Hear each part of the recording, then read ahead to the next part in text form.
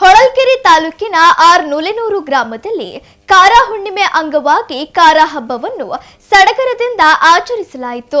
ಹಬ್ಬದ ಹಿನ್ನೆಲೆಯಲ್ಲಿ ರೈತರು ತಮ್ಮ ಕೃಷಿ ಉಪಕರಣಗಳಾದ ನೇಗಿಲು, ಕುಂಟೆ, ಎಡೆಕುಂಟೆಗಳನ್ನು ಸ್ವಚ್ಛಗೊಳಿಸಿ ಸಿಂಗರಿಸಿ ವಿಶೇಷ ಪೂಜೆ ಸಲ್ಲಿಸಿದರು. ಈ ಗ್ರಾಮದಲ್ಲಿ ಹುಣ್ಣಿಮೆಯಾಗಿ 10 ದಿನಗಳ ನಂತರ ವಿಶೇಷ ಆಚರಣೆ ನಡೆಯುತ್ತದೆ. ಊರಿನ ಮುಖ್ಯ ದ್ವಾರದಲ್ಲಿ ಬೇವಿನ ಸೊಪ್ಪಿನ ದೊಡ್ಡ ಹಾರವನ್ನು ಕಟ್ಟಲಾಗುತ್ತದೆ. ಬಳಿಕ ಗ್ರಾಮದ ಪ್ರಮುಖ ಬಸವಣ್ಣ ಧಾವಿಸಿ ಬಂದು ತನ್ನ ಶರೀರದ ಸ್ಪರ್ಶದಿಂದ ಆ ಹಾರವನ್ನು ಹರಿಯುತ್ತದೆ. ಎತ್ತು ಹರಿದು ಹಾಕಿದ ಈ ಬೇವಿನ ಸೊಪ್ಪನ್ನು ಗ್ರಾಮಸ್ಥರು ಭಕ್ತಿಯಿಂದ ಮನೆಗೆ ಕೊಂಡೊಯ್ದು ವರ್ಷವಿಡೀ ಶೇಖರಿಸಿಡುತ್ತಾರೆ. ಸಾಕಿದ ದನ ಕರುಗಳಿಗೆ ಯಾವುದೇ ರೋಗ ಬಂದರೆ ಈ ಬೇವಿನ ಸೊಪ್ಪನ್ನು ಹಾಕಿದರೆ ರೋಗ ಗುಣವಾಗುತ್ತದೆ ಎಂಬ ಬಲವಾದ ನಂಬಿಕೆ ಪೂರ್ವಜರ ಕಾಲದಿಂದಲೂ ನಡೆದುಕೊಂಡು ಬಂದಿದೆ.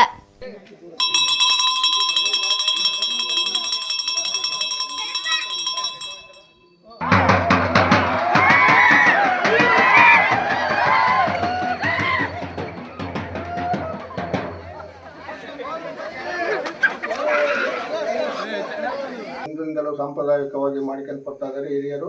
ಅದನ್ನು ಈಗ ಮಾಡ್ತಾ ಇದ್ದೀವಿ.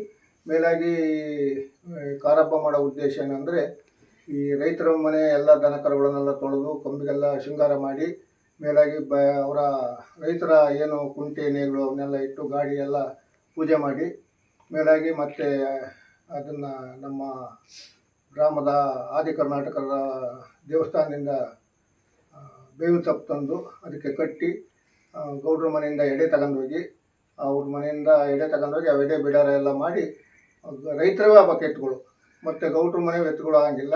ಅವರವನ್ನೇ ಎತ್ತಿಡ್ಕೊಂಬಂದು ಅವ್ರ ಕುಂಟಲೇ ಅದು ಕಾರ್ಯ ಏರಿಯೋದು ಅಂತ ಒಂದು ಸಂಪ್ರದಾಯ ಐತೆ.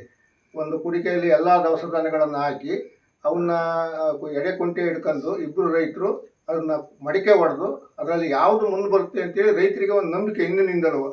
ಹಂಗಾಗಿ ಅದನ್ನು ಆಚರಣೆ ಮಾಡ್ಕೊಂಡು ಬಂದ್ದಾರೆ. ಅದೇ ರೀತಿ ನಾವು ಸಾಂಪ್ರದಾಯಿಕವಾಗಿ ನಾವು ಈಗಲೂ ಸಹ ಅದನ್ನೇ ಮಾಡ್ತಾ ಇದ್ದೀವಿ. ಆ ಬೇವಿನ ಸೊಪ್ಪು ಯಾಕೆ ತಗೊಂಡು ಹೋಗ್ತಾರೆ ಅಂದರೆ, ಅದು ಕಾರ್ಯ ಎರೆದು ಇಡೀ ರೈತರು ಏನು ಬಂದಿರ್ತಾರಲ್ಲ ಎಲ್ಲ ತಗೊಂಡೋಗಿ ಅವ್ರು ಸೂರು ಕಟ್ಟಿಗೆ ಸಿಗಿಸ್ತಾರೆ.